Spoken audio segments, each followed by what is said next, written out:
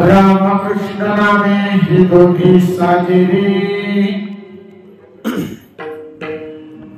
हृदय मंदिरी स्मराकारे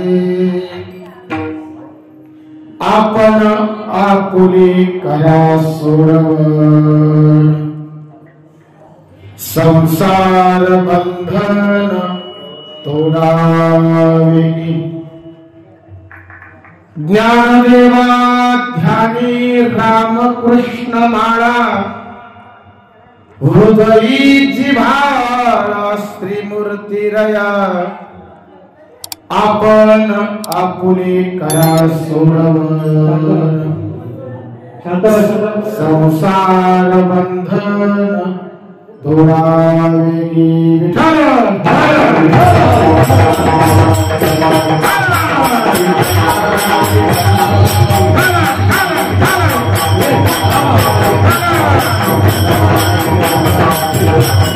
महायोग पीठे तटे भीमरत्या वरम पुंडलिकाय दातुं मुनीन्द्रे सदागत्य तिष्ठन्तमानन्दकन्दं परब्रह्मलिङ्गं भजे पाण्डुरङ्गं पांडुरंगा करू प्रथम नमन दुसरे चरण संतांची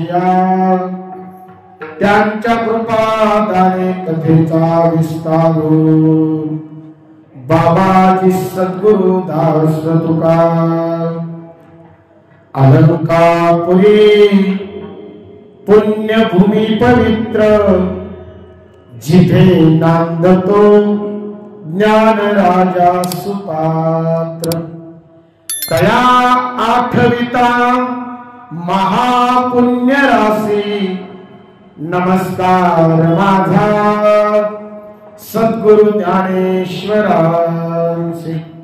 ओम नमो ज्ञानेश्वरा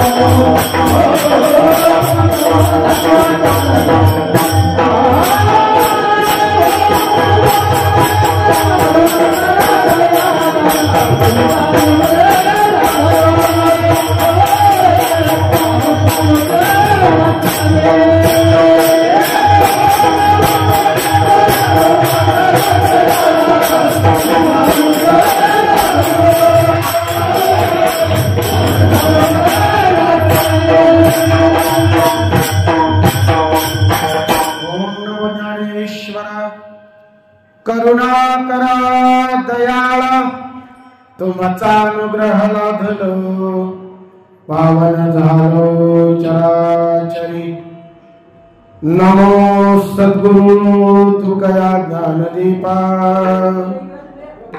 नमो सद्गुरु सच्चिदानंद रूपा नमो सद्गुरु भक्त कल्याण मूर्ति नमो सद्गुरु भास्करा पूर्ण कीर्ती माझी वाणी तुझे वर्णी गुणा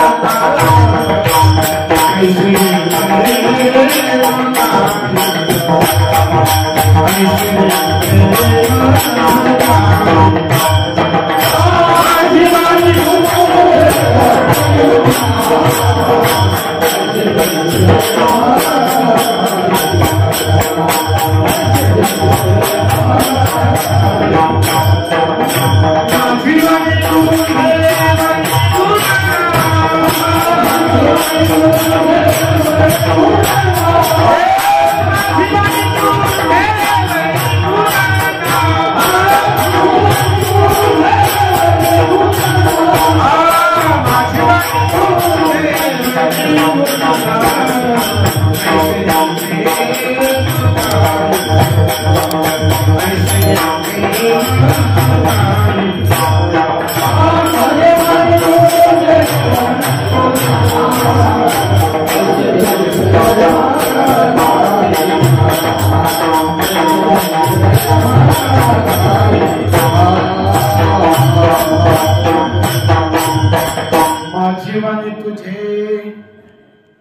वर्णिगुणनाम ऐसे ते प्रेम काही कळा रामकृष्ण नामे ही दोन्ही साजिरी हृदय मंदिरी स्मराकारे. प्रस्तुत कीर्तनरूपी सेवेकरता निवडलेला अभंग महान भगवत आणि वारकरी संप्रदायाचा पाया म्हणून ज्यांना संबोधलं गेलं ते आमचे जगदवंद्य योग्यांची माऊली ज्ञानियांचा राजा अवतार पांडुरंगा विश्व माऊली श्रीमंत श्री ज्ञानोबाराय महाराज यांचा 3 चरणांचा नामाचं महत्व विशद करणारा अत्यंत सोपा सुलभ सर्वांच्या परिचयाचा उत्कृष्ट असा अभंग आपल्या या नाम सप्ताहाच्या पहिल्या दिवसाच्या कीर्तन सेवेच्या निमित्तानं उपस्थित असलेल्या तुम्हा सर्व सज्जनांच्या सेवेकरिता माझ्या पांडुरंगाच्या सेवेकरिता भगवान भोलेनाथांच्या सेवेकरिता हनुमंतरायांच्या सेवेकरिता प्रभू रामचंद्रजींच्या सेवेकरिता आणि सकल संतांच्या सेवेकरिता निवडलेला आहे.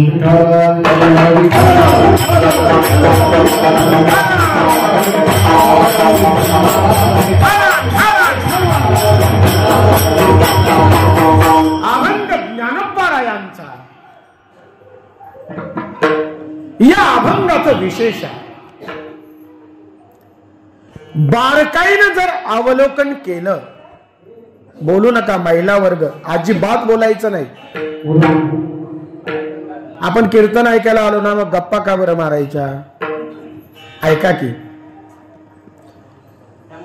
अभंगाचं वैशिष्ट्य सांगतो तुम्हाला. पहिलं चरण अभंगाचं नामाचं महत्व सांगणार आहे. दुसरं चरण हे उपदेशपर आहे आणि तिसरं चरण हा स्वानुभव आहे. कीर्तन ऐकताय तुम्ही बारकाईनं. पहिल्या चरणामध्ये नामाचं महत्व आहे. दुसऱ्या चरणामध्ये ज्ञानोबाराया उपदेश करतात आणि तिसऱ्या चरणात स्वानुभव सांगतात. असा महत्व उपदेश आणि स्वानुभव या तिन्ही अंगांनी नटलेला ज्ञानोबारायांचा उत्कृष्ट असा अभंग आहे.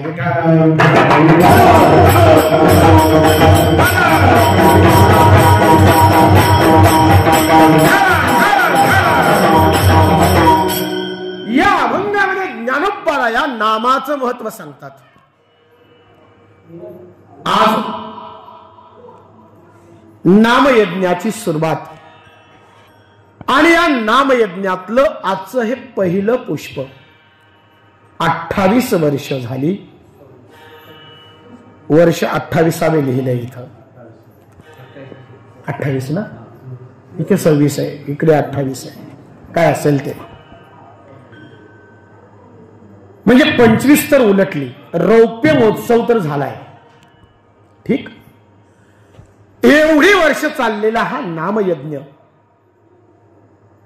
वारकरी संप्रदायामध्ये सप्ताहाचे काही विशेष असे नियम आहेत बर का. तो सप्ताह 7 दिवसांचा असू द्या, 3.5 दिवसांचा असू द्या, 5 दिवसांचा असू द्या, 2.5 दिवसांचा असू द्या किंवा 1.5 दिवसांचा असू द्या.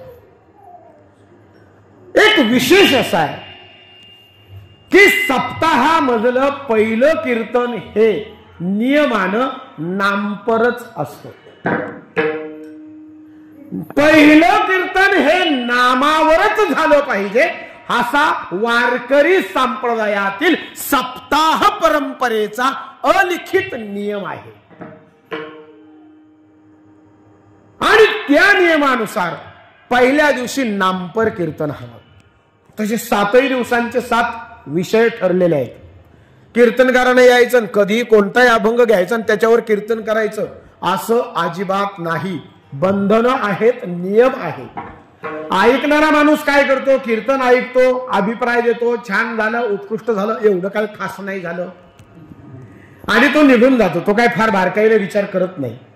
पण जाणकार माणसं, अनुभवी माणसं, तज्ञ माणसं, अभ्यासू माणसं, वारकरी संप्रदायात मुरलेली निष्ठावान वारकरी माणसं या गोष्टींचा बारकाईनं विचार करतात की महाराज आले पण अभंग कोणता घेतला, घेतलेला अभंग बरोबर होता का, त्या अभंगावर निरूपण व्यवस्थित झालं का, तो अभंग सोडवला गेलाय का, घेतलेला अभंग त्या दिवसासाठी योग्य होता का, या सगळ्या गोष्टींचा विचार करणारी माणसं असतात. आणि म्हणून सप्ताहाचा पहिला दिवस नामपरच असतो. नामपर कितीतरी अभंग आहेत. नामपर नाम गावो नाम घेऊ, नाम विठो बासी वाहू, नाम विठो बासी वाहू, आम्ही दैवाचे दैवाचे दास पंढरीरायाचे. नामपर कितीतरी अभंग आहे. भावे गावे गीत आवडीने भावे, भरपूर अभंग आहे. नामपर हरिपाठ सगळ्या नामपरच आहे. नामपर अभंग पहिल्या दिवशी. दुसऱ्या दिवशी संतपर अभंग असतो. लक्षात घ्या, दुसऱ्या दिवसाच्या कीर्तनकारासाठी बंधन असं आहे की दुसऱ्या दिवसाच्या कीर्तनकारानं संतपर अभंग घ्यावा. मग त्याच्यात काय सांगावं, संतांची लक्षणं सांगू शकतात, संतांचं महत्व महात्म्य सांगू शकतात, संत चरित्र सांगू शकता, पण संतपर बोलायचं दुसऱ्या दिवशी. तिसऱ्या दिवसाच्या कीर्तनकाराला भक्तीपर बोलावं लागतं. भक्तीपर तिसऱ्या दिवसाचा विषय भक्ती आहे. भागवतामध्ये ज्या नवविध भक्ती सांगितल्या त्या नवविध भक्तींपैकी कोणत्या एका भक्तीचं वर्णन, उच्चारण, महत्व तिसऱ्या दिवशी. अभंग भरपूर आहे. प्रातिनिधिक स्वरूपात सांगायचं तर भक्ती ते नमन, वैराग्य तो त्याग, ज्ञान ब्रह्म भोग ब्रह्मतनु, किंवा हीच थोर भक्ती आवडते. भक्तीपर अभंग आहे. चौथा दिवस जो असतो तो उपदेशपर असतो. चौथ्या दिवशी उपदेश करावा. अभंग भरपूर आहेत. क्षणोक्षणा हाची करावा विचार, करावया पार,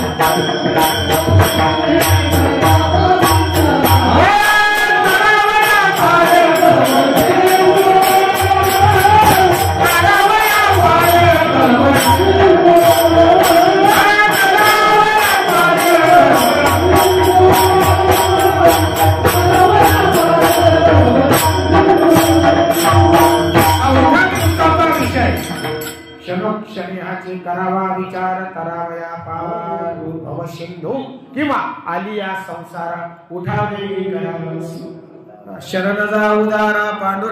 उपदेशपर अभंग तुम्ही कोणताही घेऊ शकता. आता तुम्ही विचार करा, महाराज सगळे विषय जर कीर्तनकाराला बांधून दिले तर मग आता त्यानं त्याच्या मनानं बोलायचं नाही का, त्याच्या मनानं विषय मांडायचे नाहीत का. 5वा आणि 6वा दिवस कीर्तनकाराला विषय निवडीचं स्वातंत्र्य आहे. 5व्या आणि 6व्या दिवसाचे कीर्तनकार स्वतःच्या मनानं विषय निवडू शकतात. याचा अर्थ काय, आधी जरी नामपर झालेला असला, संतपर झालेला असला, भक्तीपर झालेला असला, उपदेशपर झालेला असला तरी 5व्या दिवसाचे कीर्तनकार या विषयांची पुनरावृत्ती करू शकतात. त्या पद्धतीनं विषय निवडीचं स्वातंत्र्य त्यांना आहे. 7व्या दिवशी पुन्हा बंधन आहे आणि 7व्या दिवसाचं कीर्तन पुन्हा बांधलं गेलं. 7व्या दिवसाच्या कीर्तनकाराला मागणी अथवा विनंती करावी लागते. 7वं कीर्तन ज्याला आपण जागराचं कीर्तन म्हणतो त्या 7व्या कीर्तनाचा विषय असतो मागणी किंवा विनंती. अकल्प आयुष्य व्हावे तया मुळा, मागणी आहे माझी आस कळा, हरीच्या दासा, नाही का? मागणी करावी 7व्या दिवशी, विनंती देव घ्या कुणी, देव घ्या कुणी, आईता लाभ, विनंती आहे, मागणी अथवा विनंती 7व्या. आणि 8व्या दिवशी सकाळी जो काला असतो त्या काल्याचा विषय या 7ही कीर्तनांपेक्षा वेगळा असतो. आणि काल्याचा विषय असतो चरित्र ते उच्चारावे गेले देवे गोकुळी. गोकुळामध्ये बाल अवस्थेमध्ये असताना भगवान श्रीकृष्णांनी ज्या बाललीला केल्या त्या बाललीलांचं उच्चारण काल्याच्या कीर्तनाचा विषय. अशी 7 कीर्तनांचे 7 विषय आणि काल्याच्या कीर्तनाचा विषय वेगळा, अशी 8ही कीर्तन असतात. नियमानुसार आजचा सप्ताहाचा पहिला दिवस असल्यामुळं त्या नियमानुसार आजचा अभंग हा नामपरच असला पाहिजे, म्हणून घेतलेला विषय किंवा घेतलेला अभंग हा नामपर आहे.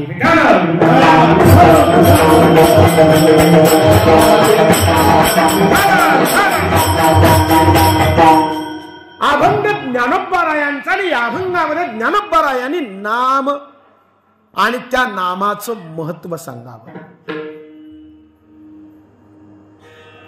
या अभंगामध्ये चिंतन मांडणारे ज्ञानेश्वर महाराज आहेत,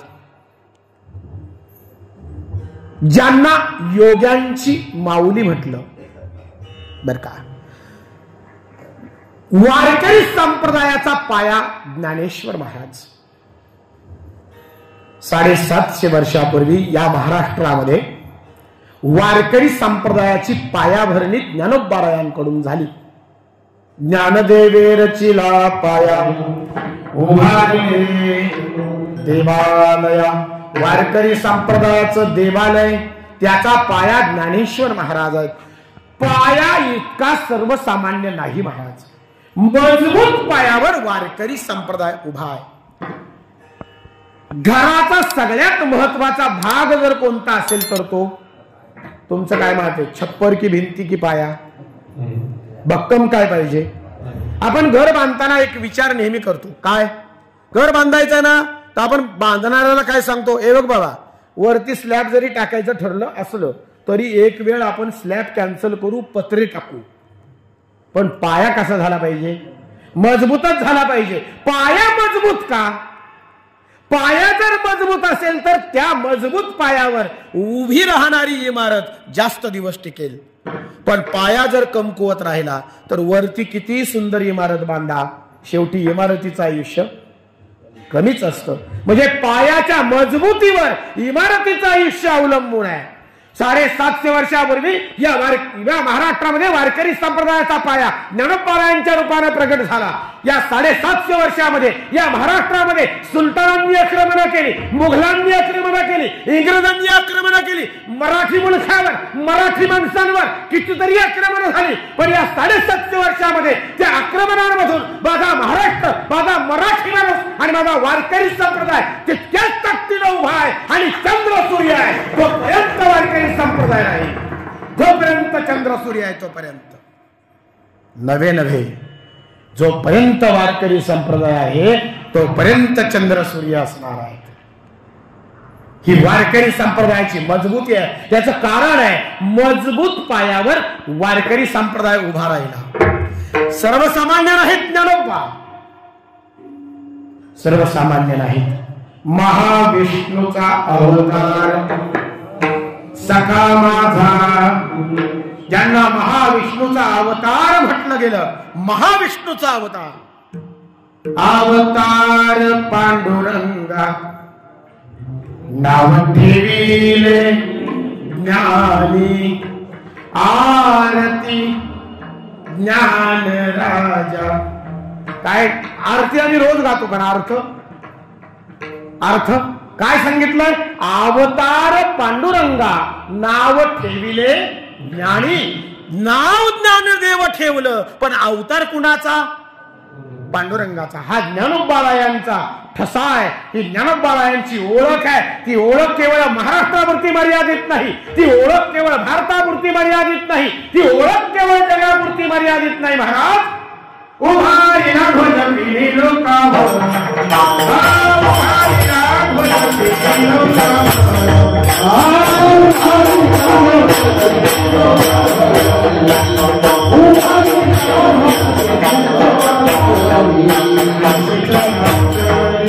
Thank you.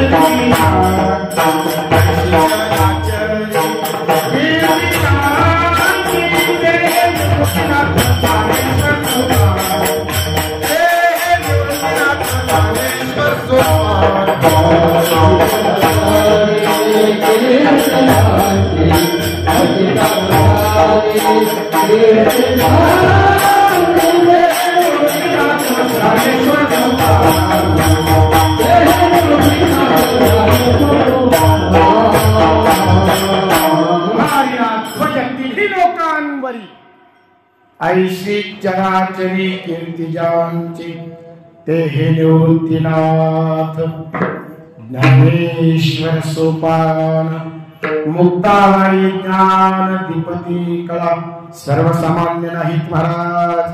ज्ञानेश्वर महाराज कोणी सर्वसामान्य नाहीत। ज्ञानराज माझी योग्यांची माऊली जेने निगमावल्ली प्रगट केली। गीता अलंकार नाम ज्ञानेश्वरी ब्रह्मानंद लहरी प्रगट केली। ते ज्ञानेश्वर महाराज योग्यांची माऊली म्हणून त्यांच्याकडे बघितलं जातं। ज्ञानोपराय आहे, योग्यांची ही माऊली आहे। अर्थ कळताय तुम्हाला? अर्थ लक्षात येतोय? मी योगी नाही म्हणत, योग्यांची माऊली म्हणतोय।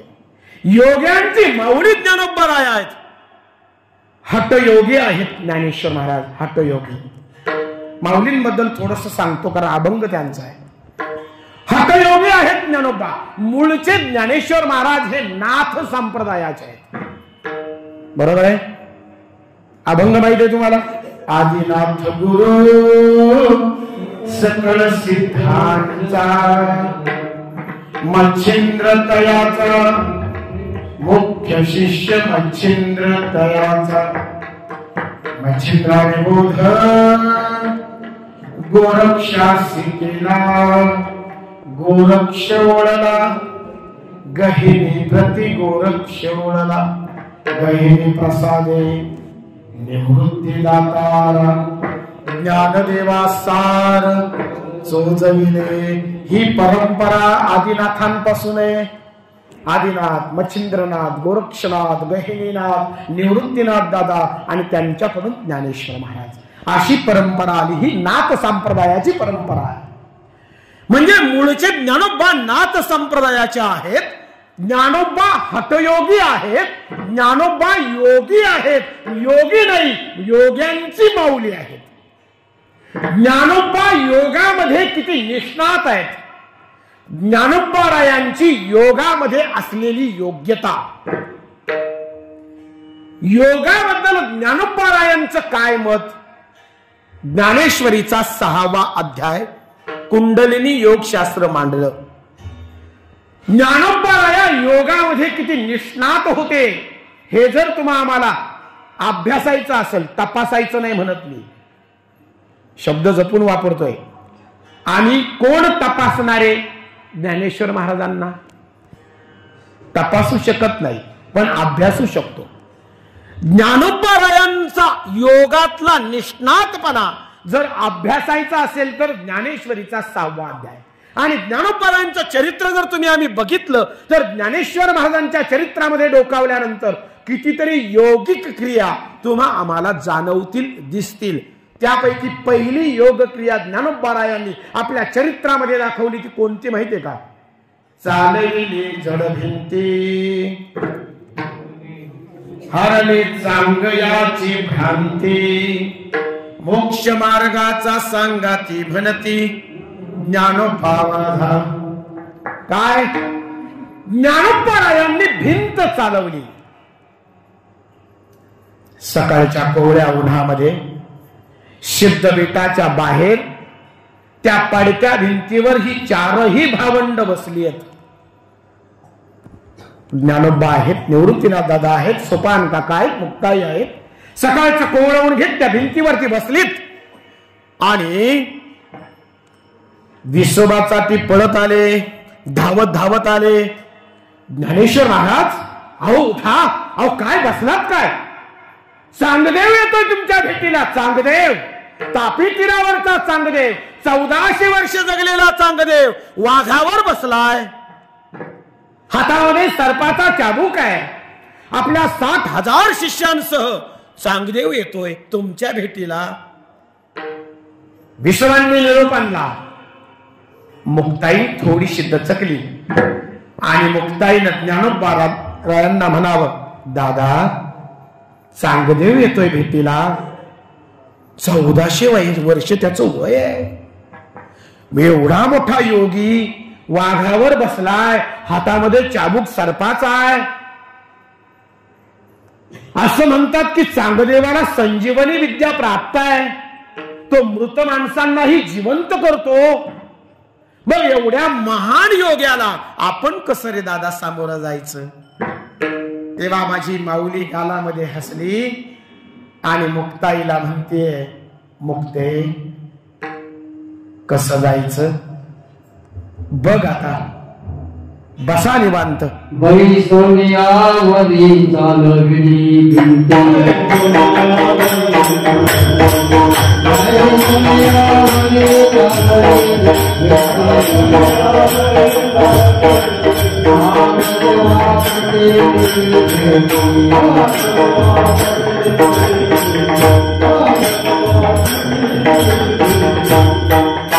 ज्ञानोबारायांनी संकेत केला, इशारा केला आणि भिंत कापसाप्रमाणे आकाशात उडाली.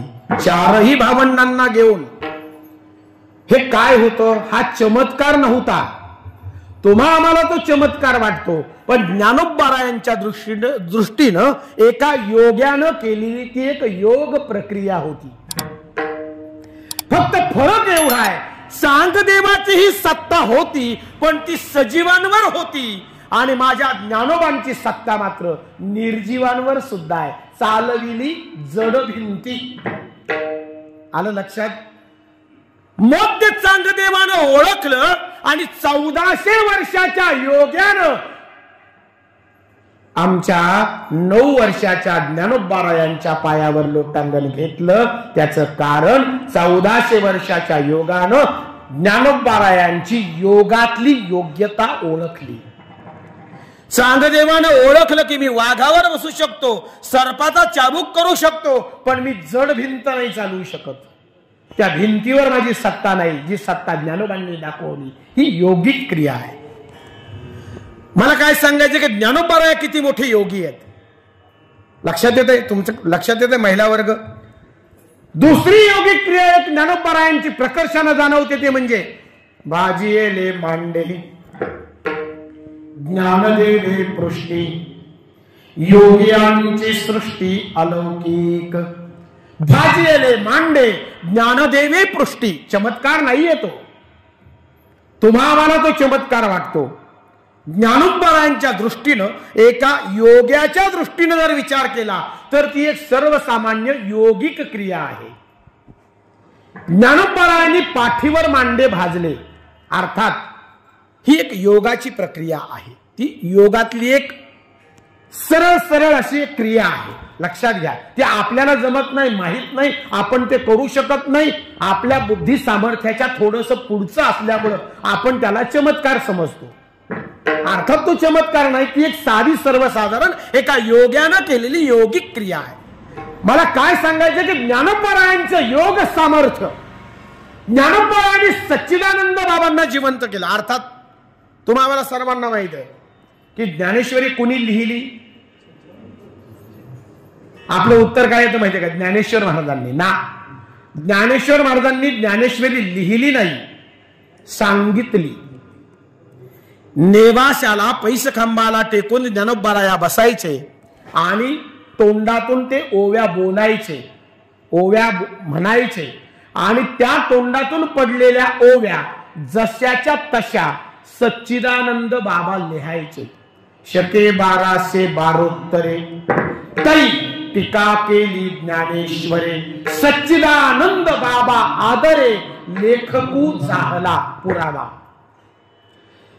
ज्ञानोबांनी सांगितलं आणि सच्चिदानंद बाबांनी जसंच्या तसं लिहिलं. ते लिहिणारे जे सच्चिदानंद बाबा आहेत ना, ते मृत होते, त्यांना त्यांनी जिवंत केलं ज्ञानोबारायांनी. अर्थात हे सुद्धा एक योगाचीच प्रक्रिया आहे.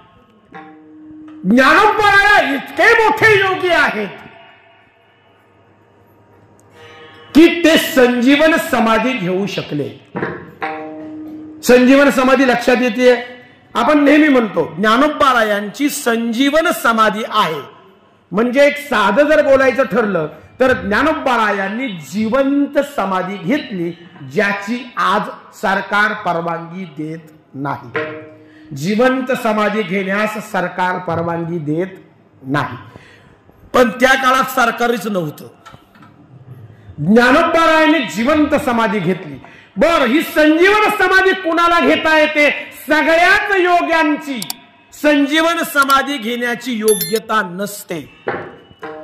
संजीवन समाधी घेण्यासाठी योगी त्या अवस्थेपर्यंत पोहोचायला हवा. ती लेवल म्हणतो ना आपण, लेवल, त्या लेवल पर्यंत त्याची योगिक प्रगती झालेली असावी. सगळेच योगी तिथपर्यंत पोहोचत नाही, काही मोजकेच असतात. त्यात ज्ञानोबाराया होते. संजीवन समाधी घेणाऱ्या योग्याच्या बाबतीत असं सांगितलं गेलंय की ज्या योग्यानं संजीवन समाधी घेतलीये त्या योग्याचं वय थांबतं. वय थांबतं. बरं, मला सांगा, ज्ञानोबारायांचं आजचं वय किती? किती? कितवा संजीवन समाधी सोहळा झाला आता? 727. बरोबर, 727 वर्ष. आणि ज्ञानोबारायांनी समाधी कितव्या वर्षी घेतली? वयाच्या 22व्या वर्षी. मग आता 727 अधिक 22 एवढं ज्ञानोबांचं आजचं वय. बरोबर, व्यावहारिक दृष्ट्या हेच बोलणार ना आपण का ज्ञानोबांनी वयाच्या 22व्या वर्षी संजीवन समाधी घेतली, त्याच्यानंतर 727 वर्ष झाली.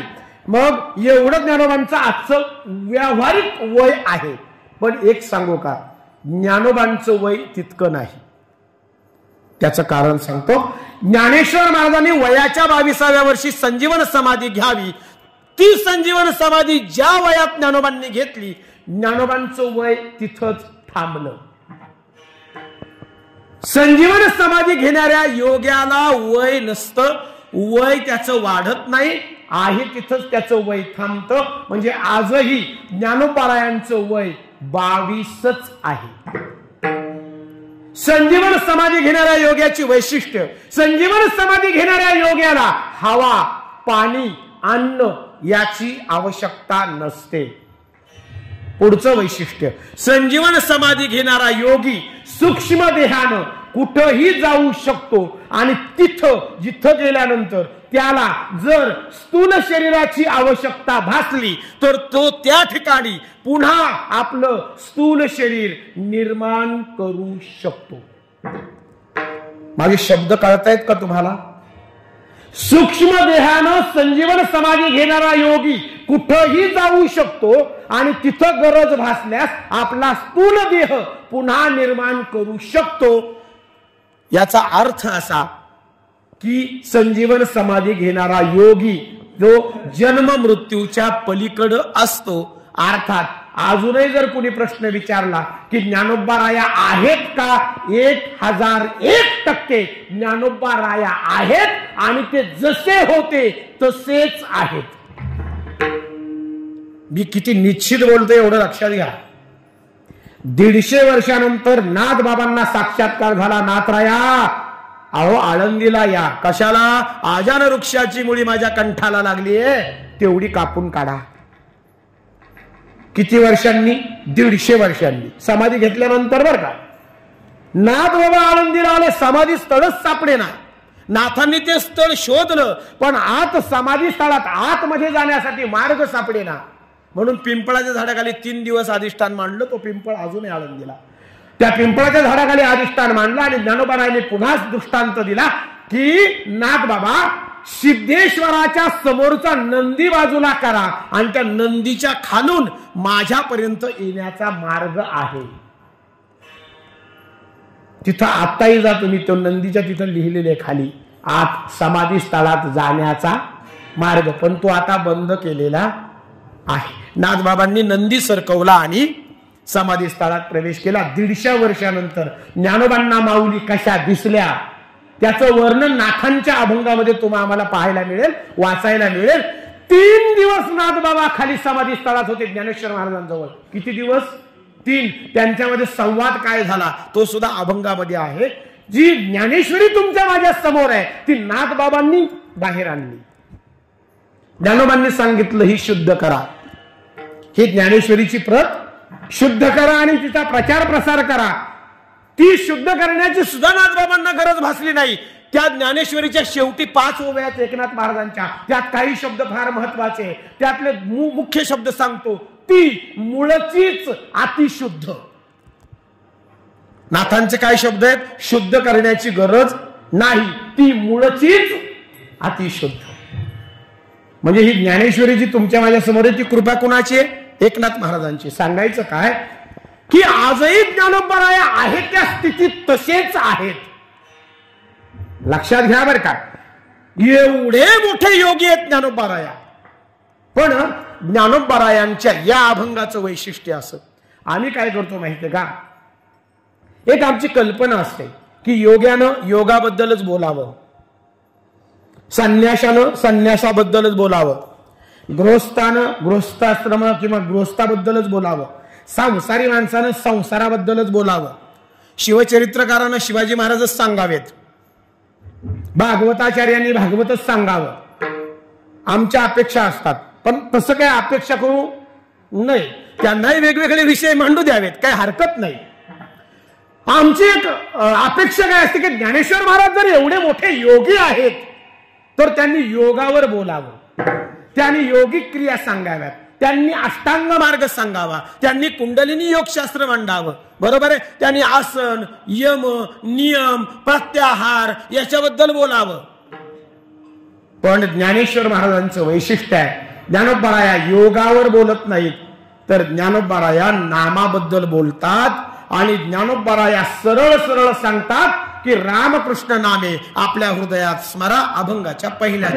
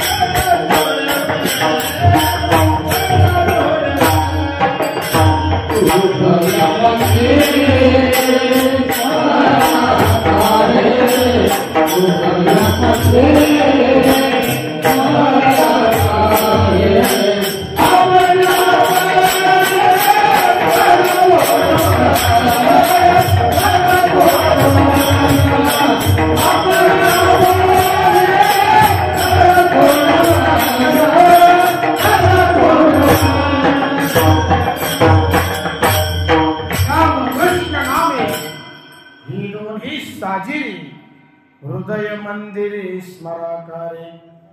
काय सांगितलं ज्ञानेश्वर महाराजांनी? रामकृष्ण नामे ही दोन्ही साजिरी, हृदय मंदिरी स्मराकारे. आता प्रश्न खरा पडला आम्हाला, जाणकार माणसांना पडतो की एवढ्या मोठ्या योग्यानं तुम्हा आम्हाला काय स्मरण करायला सांगितलंय? तर रामकृष्ण नामे. बरोबर का बरं? त्यांनी नाम का घ्यायला सांगितलं? बाकीच्या गोष्टी का सांगितल्या नाहीत ज्ञानोबांनी? हरिपाठ तुम्ही अभ्यासला असेल.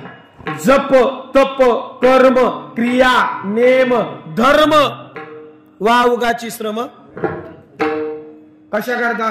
उलट ज्ञानोबा राय म्हणतात नामा परत्वे तत्व नाही रे. अजिबात नाही. नामाशिवाय दुसरं उच्चार. नामाचं महत्व काय? जळतील पापे जन्मांतरीची, तृण अग्नी मेळे समरस झाले, तैसे नामे केले जपता हरी. नामाचं महत्व सांगितलं की नाही ज्ञानोबारायांनी. मग एका योग्यानं योग सांगण्याऐवजी नाम सांगितलं. विशेष आहे का? त्यांनी योग नाही सांगितलं तुमच्या माझ्यासाठी. काय झालं माहितीये का? ज्ञानेश्वर महाराजांनी साहित्य निर्माण केलं, ज्ञानोबांनी ज्ञानेश्वरी निर्माण केली, ज्ञानोबांनी अमृतानुभव निर्माण केला, ज्ञानोबांनी चांगदेव 65 निर्माण केली, ज्ञानोबांचे कितीतरी अभंग आहेत, विरहिण्या आहेत, बरोबर आहे ना. ज्ञानोबारायांचं हरिपाठ आहे. साहित्य निर्माण झालं ज्ञानोबांकडून. पण एक सांगू का माई बापू, हो, ज्ञानोबांकडून निर्माण झालेलं साहित्य सगळंच तुमच्या माझ्यासाठी नाही. अमृत अनुभव ज्ञानोबारायांनी निर्माण जरी केलेला असला तरी तो तुमच्या माझ्यासाठी नाही. कळतंय? चांगदेव 65 जरी ज्ञानोबांनी लिहिलेली असली तरी चांगदेव 65 ही तुमच्या माझ्यासाठी नाही. काय चांगदेव 65 काय?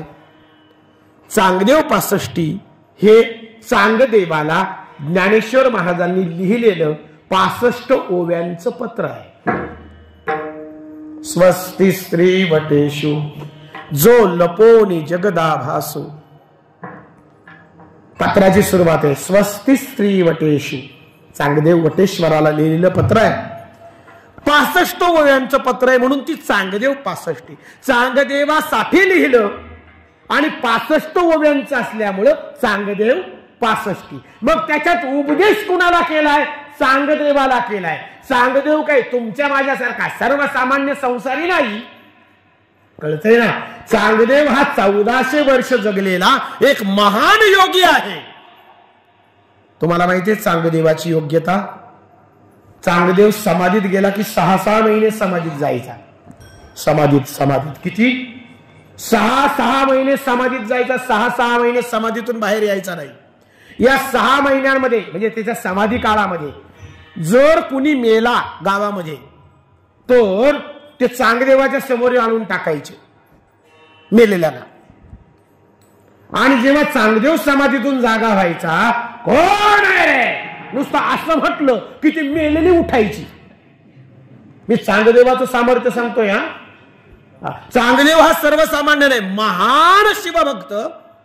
12 मरुदगणांपैकी एक चांगदेव आहे. शापित आहे तो, त्याला शाप आहे. तो फार मोठा शिवभक्त आहे, योगी आहे. त्याला संजीवनी प्राप्त आहे. माणसं जिवंत करणं एवढं सोपं आहे. ते एकदा म्हातारीचं कुत्रं मेलं एका त्या गावामध्ये. तर म्हातारीनं असा विचार केला, माणसं उठतात तर माझं कुत्रं का उठणार नाही का? म्हणून तिनं ते कुत्रं ते चांगदेवाच्या समोर आणून ठेवलं. तो समाधीत होता आणि बसले. आता बसले चांगदेवाची समाधी उतरण्याची वाट बघत. त्या पुणतांबा गावामधून ज्ञानोबाराया, निवृत्तीनाथ दादा, सोपान काका, मुक्ताई 4ही भावंड जात असताना त्या मंदिराच्या बाजूने जाताना असा घाण वास यायला लागला. घाण वास यायला लागला. त्यांनी नाकं दाबली, विचारलं हा वास कसला येतोय काय? तर मग त्यांना सांगितलं कोणीतरी की म्हणाले, माऊली अहो या मंदिरामध्ये चांगदेव समाधीत गेलाय आणि त्याच्या समोर या समाधीच्या काळात जेवढी काही कोणी मेलं असेल ते सगळे त्याच्या पुढे नेऊन टाकले जातात. प्रेत ती सडलीत कुजलीत त्याचा वास येतोय. म्हणे मग याचा काय उपयोग? म्हणे काय नाही, चांगदेव समाधीतून जागा झाला की तो फक्त म्हणतो कोण आहे, एवढं म्हटलं की ती उठतात म्हणे, सगळे जिवंत होतात. मुक्ताईने विचार केला, हा तर जगाचा देव झाला. अहो माणसं मरूच दिलं नाही तर व्हायचं कसं? जन्मालाही आली पाहिजेत, मेलीही पाहिजेत. निसर्गाचा तो नियम आहे आणि निसर्गाच्या नियमामध्ये किंवा भगवंताच्या नियोजनामध्ये हस्तक्षेप करण्याचा अधिकार आम्हाला नाही. ते भगवंताचं नियोजन आहे. आम्हाला आता यानं माणसंच मरू दिली नाही तर कसं व्हायचं? म्हणून मुक्ताई तिथं गेली. आता 1 नंबरला ती म्हातारी ते कुत्र्याजवळ ती बसलेली. तिला कोणीच नव्हतं, ते कुत्रच होतं. तिला कोणी नातेवाईक नव्हता. त्या मुक्ताईनं विचारलं, म्हणाले आजी काय झालं? म्हणाली बाई 3 महिने झाले माझा कुत्रा मेला. मला वाटलं माणसं उठतात तर कुत्रं का उठणार नाही? या कुत्र्याशिवाय दुसरं मला कोणी नाही. म्हणाले नातेवाईक नाही, काय नाही. ठेवलंय बाई बघती आता हा कधी समाधीतून जागा होतोय, माझं कुत्र उठलं तर बरं होईल. ती म्हणली हा असं आहे.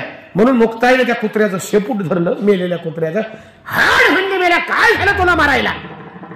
ते हाड म्हणून शेपूट वाढल्यानंतर ते कुत्रं उठलं की जिवंत झालं आणि क्याव क्याव करत पळत सुटलं. आणि ती बाकीची माणसं जी मेलेली होती ती बी उठली.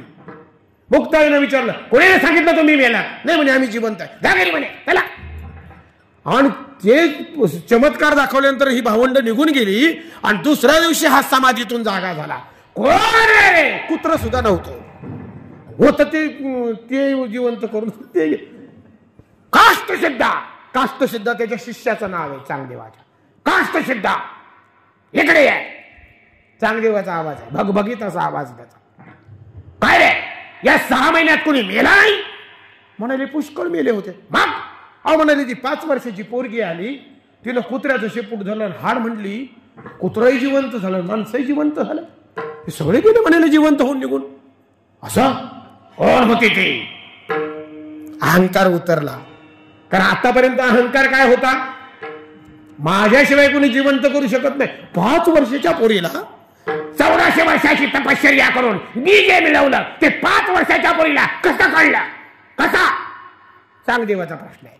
1400 वर्ष तपश्चर्या करून जे मी मिळवलं ते 5 वर्षाच्या पोरीला कळलं कसं? हा, मग त्यानं शोध घेतला. मग त्याला कळलं की आळंदीला ज्ञानेश्वर महाराज आणि त्यांची निवृत्तीनाथ दादा सोपान काका ही भावंड आहेत आणि ते आले होते. त्यांनी हा मग चांगदेव भेटीला निघाला. एवढ्या मोठ्या योगाला मला भेटलं पाहिजे. आधी पत्र पाठवलं, पण पत्रात त्याला अभिमानामुळे अहंकारामुळे मायना सुद्धा लिहिता आला नाही. कोरच पाठवलं, कोर कोर कोर कोरा कागद घडी घातली आणि काष्टसिद्धाच्या काष्टसिद्धा हे असंच पत्र नेऊन दे त्याला. अरे उत्तर घेऊन ये, असंच नेऊन दे त्याला, ये उत्तर घेऊन. ते काष्टसिद्धा घोड्यावर बसलं, आळंदीला गेलं, ज्ञानोबांकडे ते कोरा कागद दिला आणि सांगितलं माऊली चांगदेवानं पत्र पाठवले, याचं उत्तर द्या. आता तो कागद उलटा पालटा करून बघितला, एक अक्षर लिहिलेलं नाही. सगळ्यांनी कौतुकानं बघितलं. मुक्ताईनं तो हातात घेतला, उलटा पालटा केला आणि मुक्ती हसली आणि काय म्हणते माहिती का? ज्ञानदादा कोरा योगी रे, हा कोरा आहे, हा योगी कोरा आहे, याच्यावर अक्षरांचा संस्कार कर. मुक्तीनं सांगितलं आणि त्याच कोऱ्या कागदावर चांगदेवासाठी ज्ञानेश्वर महाराजांनी 65 ओव्यांचं पत्र लिहिलं. तीच चांगदेव 65. मग ते पत्र कोणासाठी लिहिलंय? चांगदेवासाठी. चांगदेव काही सर्वसामान्य योग्यतेचा होता का? तुमच्या माझ्यासारखा होता का? नाही ना. मग तो उपदेश चांगदेवाला आहे, तुम्हाला मला नाही. चांगदेवाच्या योग्यतेचे जे योगी आहेत त्या योग्यांसाठी केलेला तो उपदेश आहे. आम्ही चांगदेवाच्या योग्यतेचे योगी नाहीत, त्यामुळे चांगदेव 65 आमच्यासाठी नाही. लक्षात घ्या. अमृत अनुभव तरी आमच्यासाठी आहे का? नाही. अमृत अनुभव सुद्धा आमच्यासाठी नाही. अमृत अनुभवाचा अधिकारी जीवनमुक्त आहे.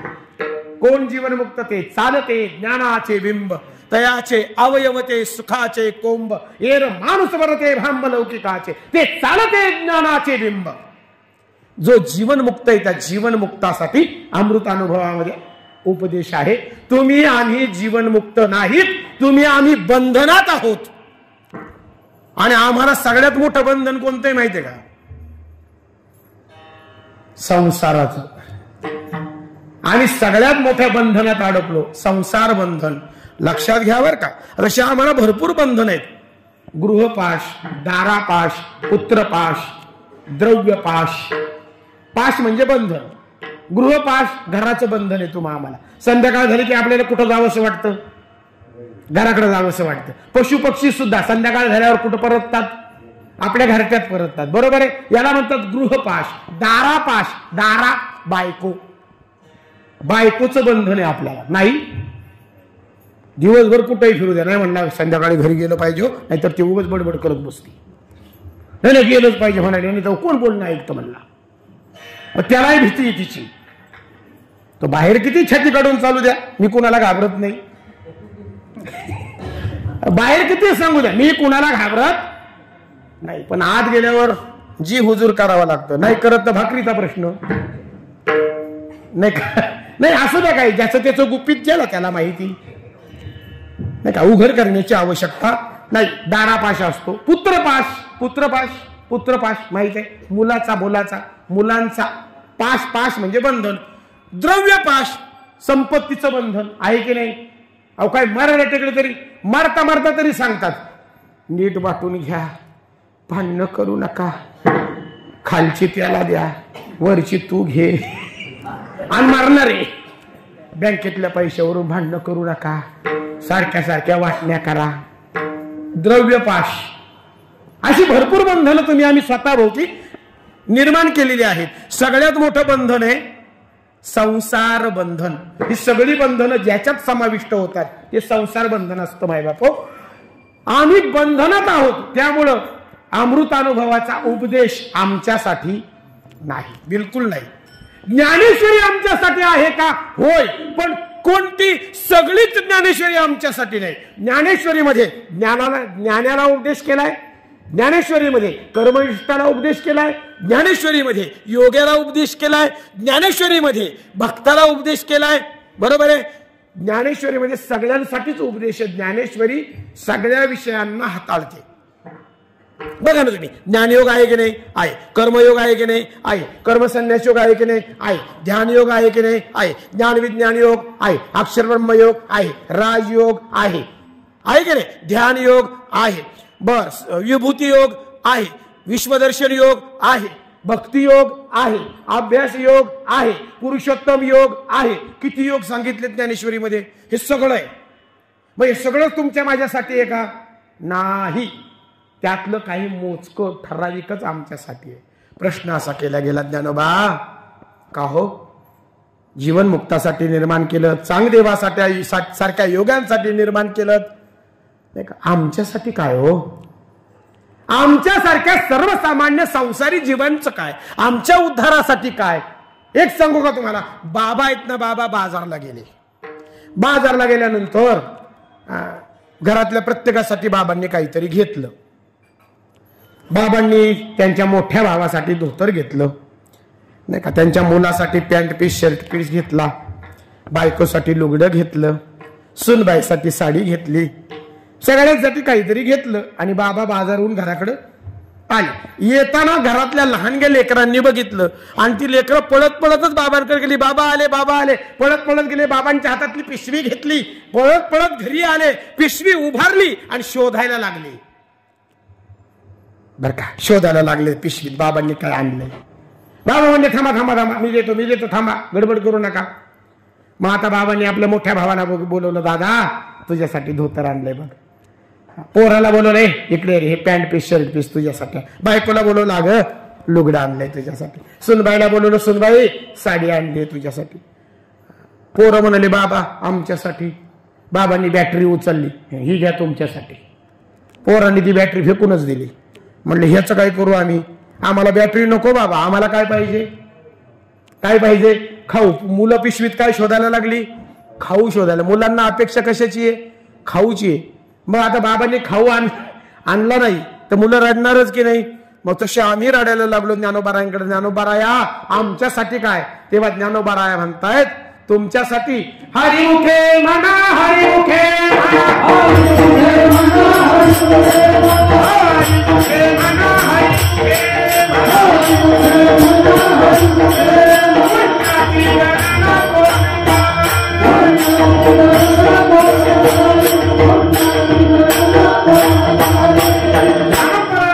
तुमच्या माझ्यासाठी हरिपाठ.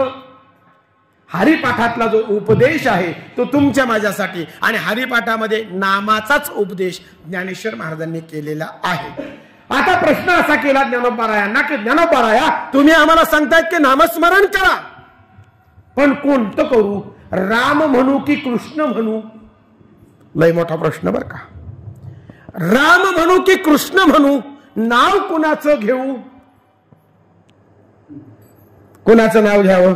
आम्हाला प्रश्न पडतो. कारण आम्ही काय म्हणतो माहिती का? राम वेगळा, कृष्ण वेगळा, शंभू महादेव वेगळा, पिरोबा वेगळा, मसोबा वेगळा. हे वेगळे पण आमच्याकडे आहे. पण एक सांगू का, राम आणि कृष्ण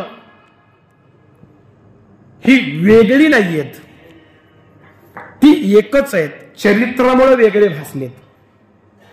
शब्द कळतात तुम्हाला? चरित्र वेगळं आहे म्हणून त्यांच्यात वेगळे पण भासतं. ते वेगळे नाहीत, ते एकच आहेत. शंभू महादेव आणि नारायण वेगळे नाहीत. हरिहरा नाही भेद. वाक्य कळतंय? पचर प्रमाण कळलंय? हरिहरा नाही भेद. हरीमध्ये आणि हरमध्ये भेद नाही. शंभो महादेवामध्ये आणि नारायणामध्ये भेद नाही. जो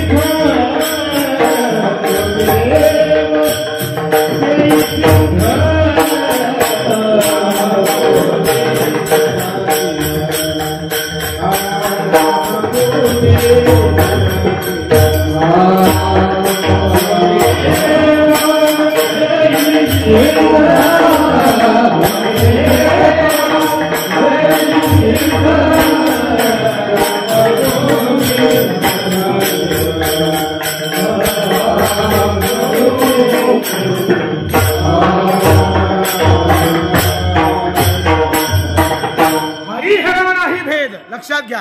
पंढरपूरच्या पांडुरंगाचं जर तुम्ही बारकाईनं अवलोकन केलं तर पंढरपूरच्या पांडुरंगाच्या डोक्यावर इथं शिवपिंड आहे. शिवपिंडी आहे बघा बरं का तुम्ही.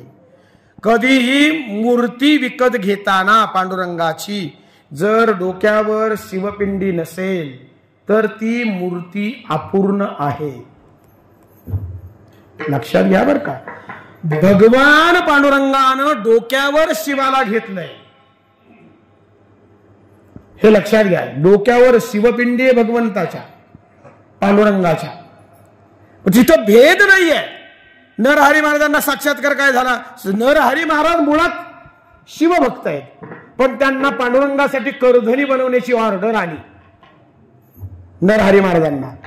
ते म्हणाले मी काय मूर्तीसाठी, मी शिवाचा उपासक आहे, पांडुरंगासाठी किंवा तुमच्या देवासाठी मी करधनी बनवू शकत? ते म्हणाले मी तोंड पाहत नाही म्हणाले तुमच्या देवाचं, तर काय घेऊन बसलात? कट्टर शिवभक्त आहे मी. ते म्हणाले महाराज असं काय करता, डोळे बांधून देतो तुम्हाला, माप घ्या आणि त्या पद्धतीनं बनवून द्या. जेव्हा हे डोळे बांधून माप घ्यायला गेले तर ते पांडुरंग नव्हते, ते पिंडीचा आकार त्यांच्या हाताला भासला. ते म्हणाले इकडे कुठं शिवालयामध्ये घेऊन आलात? पांडुरंगाच्या मंदिरात नेणार होतात ना, हे शिवालय आहे. अहो म्हणाले शिवालय कसलं? हे पंढरपूरच्या पांडुरंगाचं मंदिर आहे, तुमच्या समोर पांडुरंगाची मूर्ती आहे. अहो म्हणाले नाही हो, ही तर शिवपिंडी आहे. अहो म्हणाले बिलकुल नाही. नाही म्हणाले तुम्ही चुकीच्या ठिकाणी घेऊन चला मला. म्हणाले घेऊन गेले. दुसऱ्या दिवशी म्हणाले चला मला पुन्हा घेऊन चला. पुन्हा नेलं, पुन्हा तोच साक्षात्कार. मग त्यांनी डोळ्यावरची पट्टी काढली तर समोर पांडुरंग उभे होते. मग त्यांच्या लक्षात आलं की हरिहरा नाही भेद. चला, तसं रामकृष्ण याच्यात भेद नाही, भेद चरित्राचा आहे. बघा बरं का. रामाचंही उच्चारण मोक्षाला नेतं आणि कृष्णाचंही उच्चारण मोक्षाला नेतं. मुखी नाम हाती मोक्ष, ऐशी साक्ष बहुतांची. एकाचीच नाही, बहुतांची. अशी लय जणांनी साक्ष दिली. मुखी नाम हाती मोक्ष. नाम मुखात आलं मोक्ष मिळणार. मग रामाचं की कृष्णाचं? एक लक्षात घ्या, फरक एवढाच आहे. राम आचरण करावा, कृष्ण उच्चारण करावा. राम आचरणासाठी आणि कृष्ण उच्चारणासाठी. कृष्णाचं आचरण चालत नाही, हा फरक आहे. कृष्णाचं आचरण नाही आणि रामाचा केवळ विचार नाही किंवा उच्चार नाही, तर रामाचं आचरण. रामप्रभू केवळ उच्चारणासाठी मर्यादित नाहीत, तर रामरायांचं आचरण व्हावं. रामायण ही उत्तम आचारसंहिता आहे, ते आचरण करण्यासाठी आहे. आदर्शतेची परिसीमा म्हणजे प्रभू रामचंद्र. लक्षात घ्या. रामरायांचं कोणतंही पात्र घ्या, कोणतीही भूमिका घ्या, आदर्श आहेत, आदर्श. पती असावा तर रामासारखा, बरं का, पुत्र असावा तर रामासारखा, मित्र असावा तर रामासारखा, शत्रू असावा तर रामासारखा आणि देव असावा तर रामासारखा. कोणतीही भूमिका घ्या रामरायांची, कोणतीही आदर्शच आहे आणि म्हणून ते आचरणासाठी आहे. म्हणून राम हा शब्द केवळ उच्चारण करण्यासाठी नाही, तर त्याच्याबरोबर आचरण हवं. रामरायांचं आचरण हवं, तो जीवनात उतरावा. राम प्रभू जसं चरित्र जगले ते चरित्र आपणही जगण्याचा प्रयत्न करावा. किमान एखादी भूमिका तरी आपल्याकडे असावी प्रभू रामचंद्रजींची. ते आचरणीय आहेत आणि कृष्ण उच्चारासाठी आहेत. पण एक लक्षात घ्या, उच्चार जरी दोघांचाही केला तरी मोक्ष हा निश्चित आहे. प्रभू रामचंद्रजींचा उच्चार करा, रामाचा मोक्ष आहे. कृष्णाचा उच्चार करा, मोक्ष आहे, नक्कीच आहे. दोन्हीही साजिरी. साजिरी म्हणजे काय? साजरी शब्दाचा अर्थ साजर, गोजर आपण म्हणतो ना, सुंदर, गोड, दोन्हीही साजिरी. फक्त त्याचं अट अशी सांगितली, हृदय मंदिरी स्मराकारे. त्याचं उच्चारण केवळ तोंडाने नाही करायचं. हृदय मंदिरी स्मरण शब्द काय मला सांगा? नाम की नामस्मरण? संत काय सांगतात? नाम की नामस्मरण? खरा शब्द काय सांगा? नामस्मरण. नामस्मरण या शब्दाचा अर्थ काय? याच्यात दोन शब्द आहे, एक नाम आहे आणि दुसरं स्मरण आहे.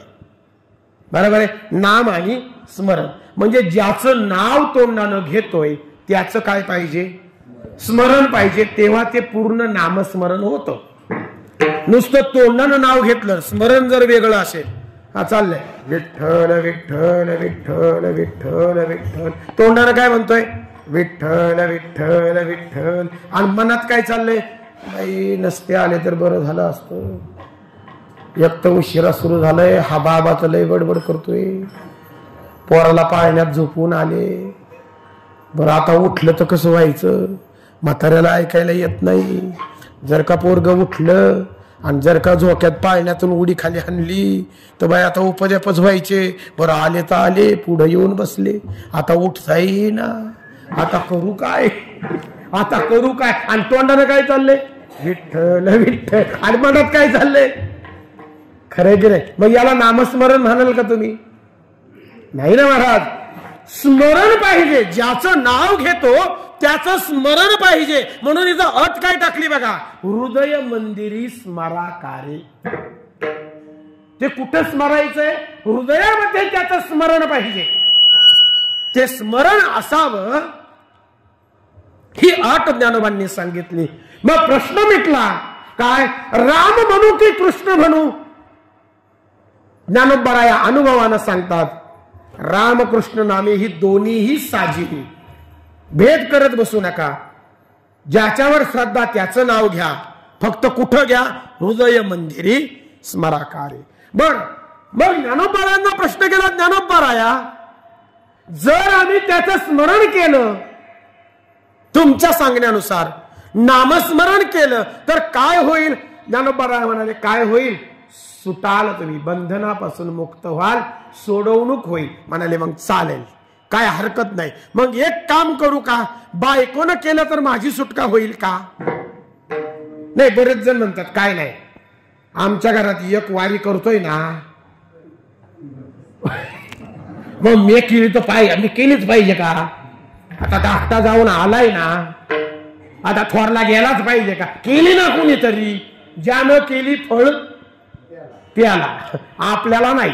तो जेवला तर आपलं पोट भरतं का?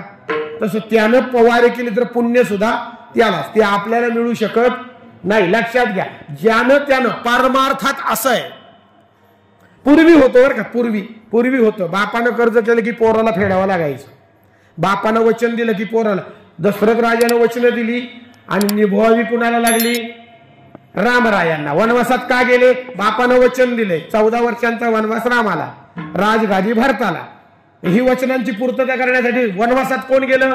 रामराय जाण्याची आवश्यकता होती का? त्यांनी म्हणायला पाहिजे होतं की पिताश्री तुम्ही वचनं दिलीत, तुम्ही जा बरं 14 वर्षांच्या वनवासाला, मी का जाऊ? पण नियम काय होता त्या काळात? बापानं वचन दिलंय ना, मग पोरानं त्याची पूर्तता करावी. बापानं कर्ज काढलंय ना, पोरानं ते कर्ज फेडावं. हे पूर्वी होतं, आता राहिलं नाही. आता ज्यानं कर्ज केलं त्यानं फेडायचं, आणि नाही फेडलं तर बुडालं. वर्ग म्हणते कोणाकडून घेतलं? हा, मग ते आणि तुम्ही माझ्याकडे यायचं नाही. बरोबर आहे की नाही? हा, तसं एक आपण आता वाहिले झालं ना. आता वाहिले म्हणजे विचाराने नाही म्हणाले. ते जरी वडील असले तर कर्ज त्यांनी घेतले, मी घेतलं नाही, मग आता फेडणार सुद्धा ते, माझ्याकडे यायचं नाही. तसं एक सांगू का, पारमार्थात सुद्धा असंच आहे. आता ज्यानं करावं त्यालाच पुण्य मिळतं, त्यालाच त्याची फलप्राप्ती होते. असं काय नाही की बायकोनं व्रत करायचं आणि त्याचं नवऱ्याला फायदा, असं काय नाही. पूर्वी होतं तसं. हा, मंदोदरी महान पतिव्रता होती, त्याचा फायदा रावणाला झाला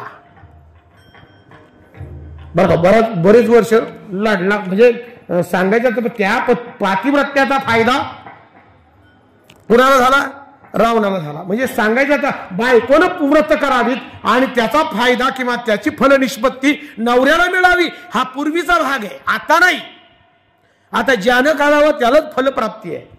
परमार्थ सुद्धा तेच आहे. आणि म्हणून ज्ञानोबारांना प्रश्न केला, ज्ञानोबाराया बायकोनं नाव घेतलं तर मला त्यातून ते वाल्या कोळ्याच्या बाबतीत काय सांगितलं? त्याला विचारायला जा, तू एवढी पाप करतोय ना, तुझी बायको आहे का वाटेकरी तुझ्या पापात? तुझी मुलं आहेत का वाटेकरी? ते गेलं विचारलं, ते म्हणले तू करता काय उपकार नाही करत, मला बायको करून आणलंच, मग माझे लाड पूर्ण नवऱ्याचं कर्तव्य नाही का? तू करतोस तर काय उपकार नाही करत? म्हणले कर, तुझं कर्तव्य आहे. पोरं म्हणले आता आम्हाला जन्माला घातले तर सांभाळणं तुझं कर्तव्य, लहानाचं मोठं करणं तुझं कर्तव्य. तू काय करतो आमच्यासाठी म्हणजे उपकार करत नाही. आणि आजची पोरं तेच बोलतात, फार अवघड आहे. त्यामुळं वाल्या कोळ्याला तिथं काय झालाय? पश्चाताप झालाय. अरे म्हणाले मी एवढं तुमच्यासाठी करतो आणि तुम्ही कोणीच भागीदारी व्हायला तयार नाही, वाटेकरी व्हायला तयार नाही. ते माघारी आले आणि नारद जिंकून त्यांनी अनुग्रह घेतला. त्यांचा वाल्मिकी झाला, पण कुणाचा झाला? त्यांचाच झाला. लक्षात घ्या बरं का. त्यांनी नामस्मरण केलं, वाल्याचा वाल्मिकी झाला, तो त्यांचाच झाला. तसं ज्ञानोबा रायांना विचारलं, ज्ञानोबा दुसरं कोणी नामस्मरण केलं आणि आमची सोडवणूक होईल का? ज्ञानोबा राया म्हणाले अजिबात नाही, आपणच करावं, म्हणजे आपली सोडवणूक होईल आणि संसार बंधनातून मुक्तता होईल. अभंगाच्या दुसऱ्या चरणावर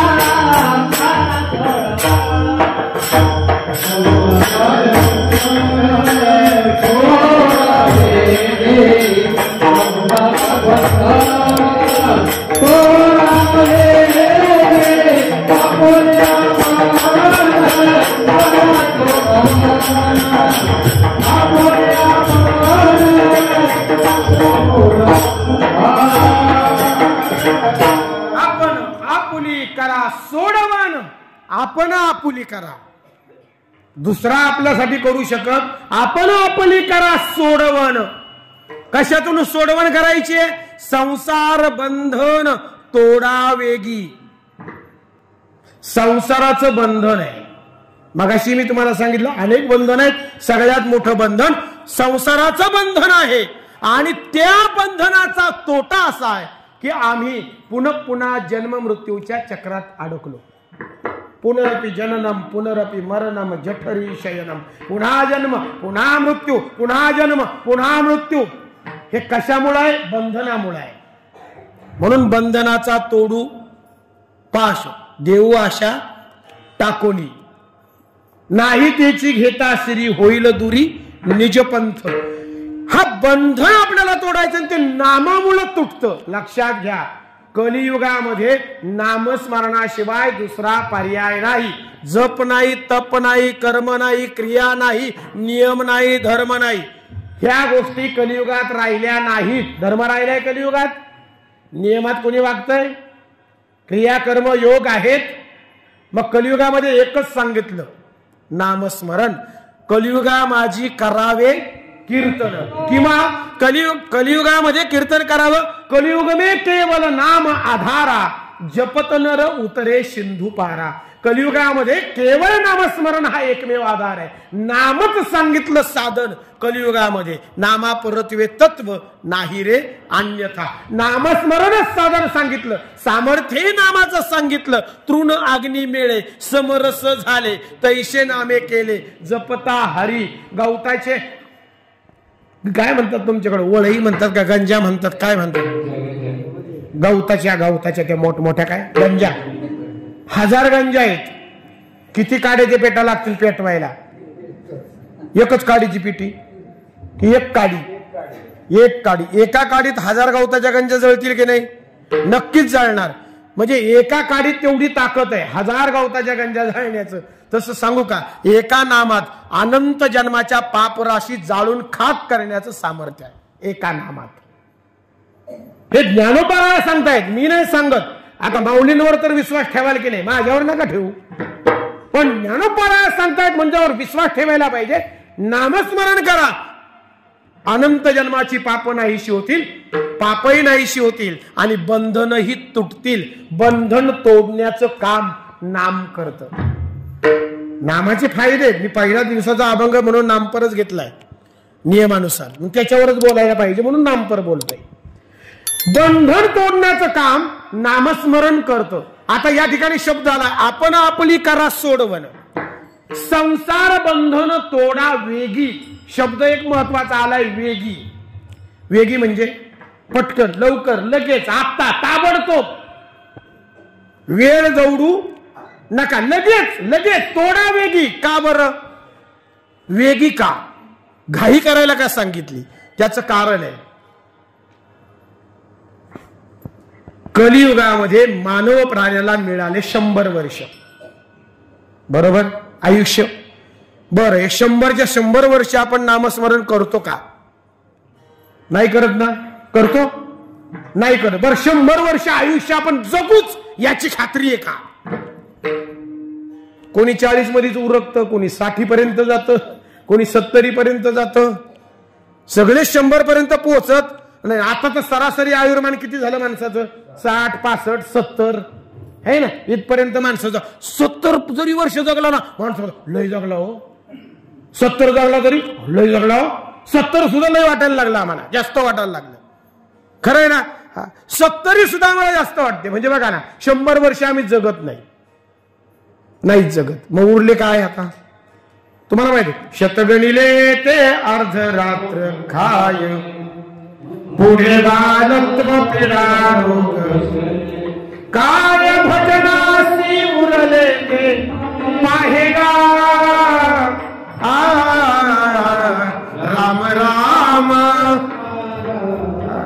अल्पायुष्यमान बधेर, शतगणिले ते अर्धरात्र खाय. 100 मोजले त्यातले 50 तर झोपेतच गेले.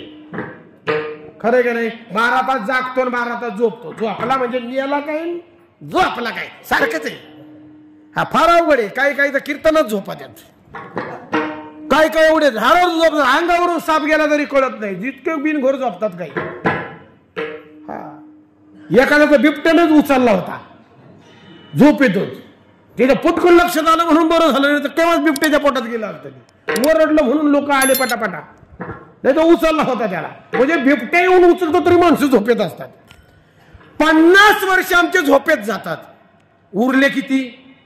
50. आता या 50 मध्ये पुढे बालत्व, पीडा, रोग, क्षय. क्षय म्हणजे म्हातारपण, पीडा दुःख, रोग माहीतच आहे. बालत्व, सगळेच बालपणात नामस्मरण करतात का? नाही. तरुणाईत तरी नामस्मरण सगळेच करतात का? नाही. बरं, पुढे संसार मागे लागल्यावर सगळेच नामस्मरण करतात का? नाही. म्हातारपणात नामस्मरण होतं का? नाही. नाही ना होत. कसं काय म्हातारपणात नाम? काही माणसांचं गोड गैरसमज आहे महाराज, फार गोड गैरसमज.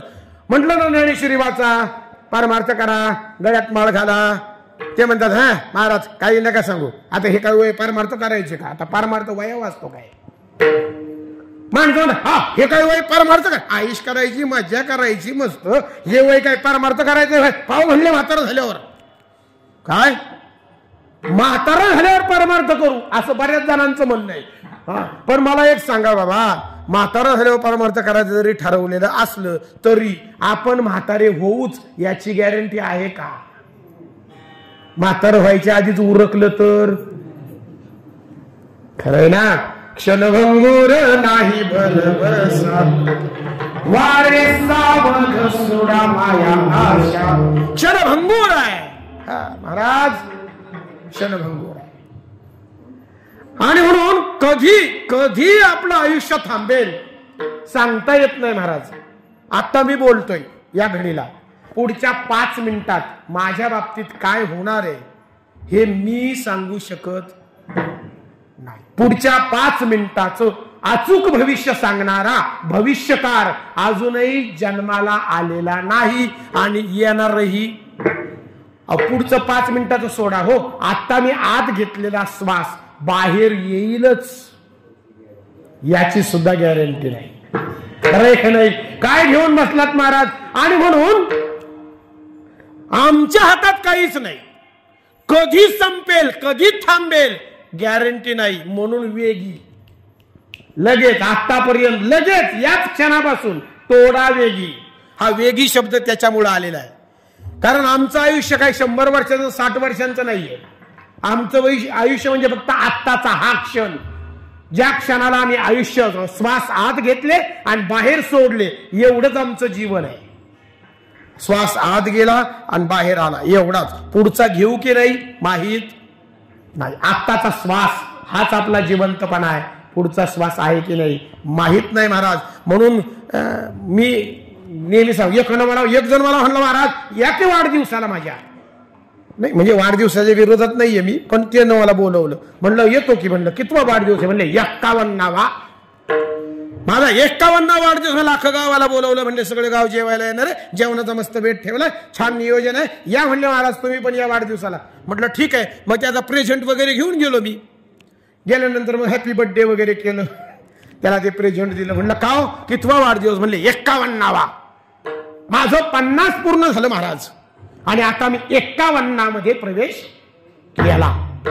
वा वा वा म्हणलं आनंद आहे, चांगली गोष्ट आहे. अख्ख्या गावाला तुम्ही सांगितलं तुमचं 51 झालं. पण म्हणलं महाराज एक प्रश्न आहे तुम्हाला विचारू का? म्हणले विचारा ना महाराज, विचारा. काय प्रश्न आहे? म्हणलं प्रश्न एकच आहे. समजा बरं का, समजा देवानं तुम्हाला 60 वर्षाचं आयुष्य दिलं असेल. किती वर्षांचं? देवानं जर तुम्हाला 60 वर्षाचं आयुष्य दिलं असेल तर त्यातली 51 गेल्यात, शिल्लक किती राहिल्या? 9च राहिले. याचा विचार केला का? म्हणले महाराज वाढदिवसाला आलात का मला घाबरवायला आलात? घाबरवता काय मला? म्हणलं घाबरवत नाही, पण कल्पना करायला काय हरकत आहे? कोणाचं आयुष्य किती माहिती आहे का? नाही माहिती. आता तुम्ही 51वी साजरी केली, पण समजा देवानं जर तुम्हाला 60 वर्ष आयुष्य दिलं असेल तर शिल्लक किती राहिल्यात? 9च राहिले. मग आता 50 गेले याचा आनंद साजरा करता का 9 शिल्लक राहिले याची चिंता करता? ते म्हणले महाराज तुम्ही कोड्यात टाकलं बरं का. कोड्यात नाही म्हणलं. हे बघ 51 वर्षात तू काय केलंस? या 51 वर्षात तू केलंस काय? स्वतःसाठी काय केलंस? मुलांसाठी केलं, बायकोसाठी केलं, आई वडील करायचं नाही असं मी म्हणत नाही, करा. आई वडिलांसाठी केलं, गावासाठी केलं, तालुक्यासाठी केलं, जिल्ह्यासाठी केलं, सगळ्यांसाठी केलं. स्वतःसाठी काय केलंस? काय केलं स्वतःसाठी? घर बांधलं कुणाला? म्हणाले पोरांना. शेती घेऊन ठेवली कुणासाठी? पोरांसाठी, बायकोसाठी, नाही का? दागदागिने केलेत कुणासाठी? बायकोसाठी केलेत. बर, हे सगळं कुणासाठी केलंय? तुझ्यासाठी. तू काय केलंस? काय केलंस तुझ्यासाठी? 51 वर्षात काय केलंस? काय एखादं घर बांधलं असेल, 2-4 एकर वाढवले असेल, बँकेतले 4-5 लाख वाढवले असतील, फार फार तर पोराला नोकरी लागली असेल, पोराचं लग्न केलं असेल, एखादं नातवंड असेल, याच्या पलीकडे तू काय केलंस? काहीच नाही. मग आता 9 जे 51 वर्षात जमलं नाही ते 9 वर्षात काय करणार? खरंय ना? लक्षात घ्या. हा, मी काय सांगतोय, आजचा गेलेला दिवस परत येणार नाही. आत्ताचा गेलेला मिनिट पुन्हा येणार नाही. आणि आत्ताचा गमावलेला जन्म पुन्हा मिळणार नाही. काय केले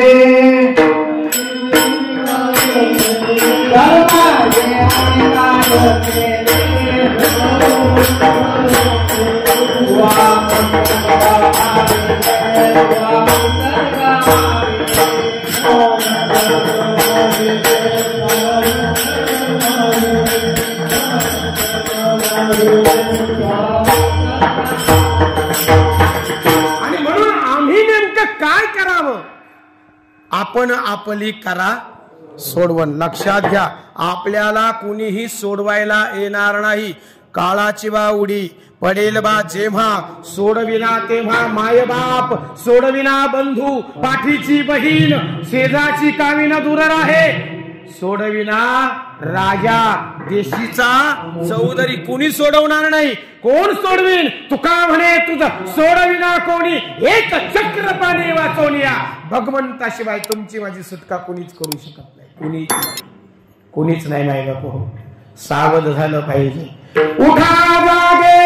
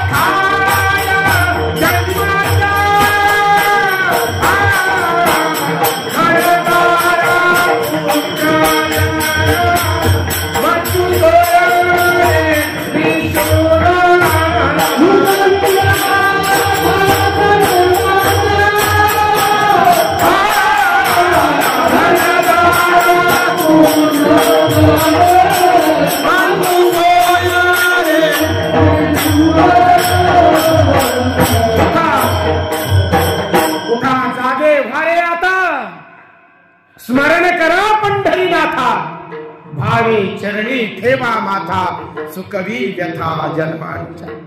गाफील राहू नका, बेसावध जगू नका. मृत्यूचा घाला कधी बसेल, कधी मानगुटीवर मृत्यू उडी मारेल सांगता येत नाही. माय बाप हो, सावध रहा, नामस्मरण करत रहा आणि संसार बंधन कसं तुटेल याच्यासाठी प्रयत्न करत रहा. आपण आपली करा सोडवण, नामस्मरण करा.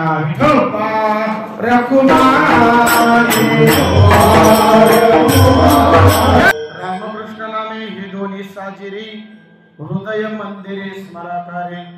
आपण करा सोडवण, संसार बंधन तोडा वेगी. वेगी हा शब्द त्याच्यासाठी वापरला, आपल्याकडं वेळ शिल्लक नाही. रात्र थोडी सोंगे फार अशी अवस्था झाली आहे.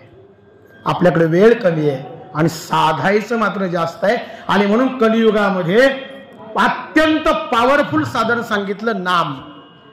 त्याच्यापेक्षा दुसरं साधन नाही. हा, लक्षात घ्या, नामच दुसरं साधन नाही. फक्त नामस्मरण करा. कसं?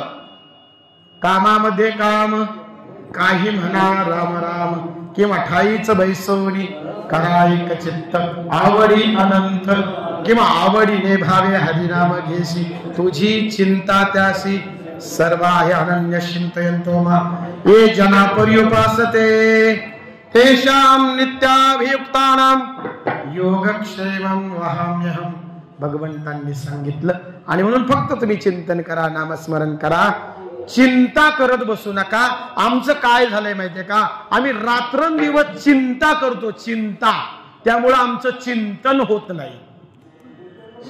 लक्षात घ्या बरं का. चिंतन का होत नाही तर आम्हाला काय आहेत? चिंता आहे, चिंता. आणि चितेवर जाईपर्यंत चिंता संपत नाही. चिंता आणि चिता याच्यात फरक आहे. चिंता आणि चिता याच्यात एकच फरक आहे, तो बारीकसा आहे, फक्त अनुस्वाराचा. अनुस्वार काढलं की चिता आणि अनुस्वार दिला की चिंता. चिंता जिवंतपणी जाळतात आणि चिता मेल्यावर जाळते, पण जाळतेच. चिंता जिवंतपणी जाळतात आणि चिता मेल्यावर जाळते, दोन्हीही जाळतात. म्हणून चिंता बाजूला करा आणि चिंतन करा. कारण संत म्हणतात चिंतने सरे चिंता. चिंतन करा, चिंता सरतील. पण आम्ही चिंता करतो, आमचं चिंतन सरलं, आम्हाला देवच आठवत नाही. लक्षात घ्या. आणि म्हणून चिंता करत बसू नका, नामस्मरण करा. सोपवा त्याच्यावर. तुम्ही फक्त नामस्मरण करत राहा. आवडीने भावे हरिनाम घेशी तुझी चिंता त्यासी सर्व आहे. तुम्ही नामस्मरण करा, चिंता तो करीन.